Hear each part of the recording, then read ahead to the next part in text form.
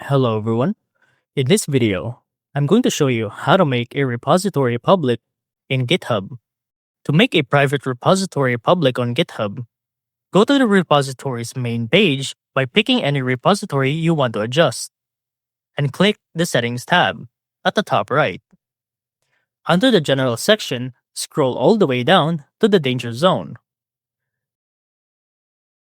Click Change Repository Visibility, then select Change to Public. You'll need to confirm your choice by I want to make this repository public to proceed. Once confirmed, GitHub will make your repository visible to everyone. This allows others to view, fork, or contribute if you enable those permissions.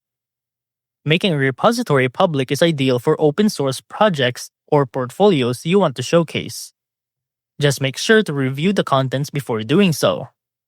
Double check for any sensitive information, like API keys or credentials, before making it accessible to the public.